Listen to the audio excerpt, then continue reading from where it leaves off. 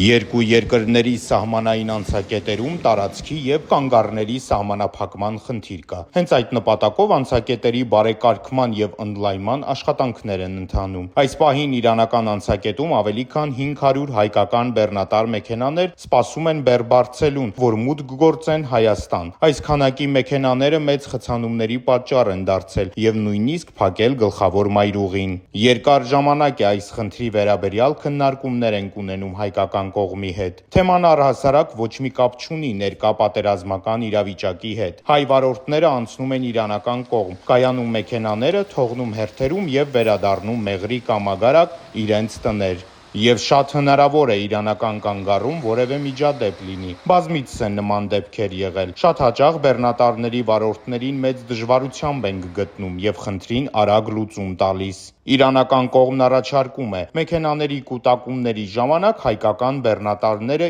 Իրանի անցակետ չհասնեն և մնան հայկական կանգառում, մինչդեռ հայկական անցակետն էլ կայանատեղիի և թողունակության սահմանափակումներ ունի։ Օրական առավելագույնը 100-ից 120 հայկական բեռնատար է կարողանում տեղավորել։ Հայաստանի անցակետի աշխատակիցները մի քանի օր առաջ եղան իրանական անցակետում, տեղում ծանոթացան խնդիրներին, կանգառի տարողությանը։ Իրանական կողմն առաջարկում է, որ հայկական բեռնատարները այս օրերին ժամանակավոր մուտք չգործեն Իրան, սպասեն մինչև հոսքը թեթևանա, երբ համեմատաբար դատարկվի հայկական բեռնատարների կայանատեղին, այդ ժամանակ էլ հայկական անցակետի թողունակությանը համապատասխան որոշակի քանակով մեքենաներ բաց կթողնեն դեպի Իրան։ Սա երկու առավելություն ունի. նախ հայկական բեռնատարները անտեղի չեն սպասի իրանական կանգառում և խնդիրներ չեն ունենա, երկրորդ մուտք գործելիս նույն օրը կբարձեն իրենց բեռը և հաջորդ օրը դուրս կգան կայանատեղիից։ Սա կարճ համառոտ բացատրություն է ունեցած հանդիպումների արդյունքից։ Մեր նպատակն է երկկողմանի անցակետերում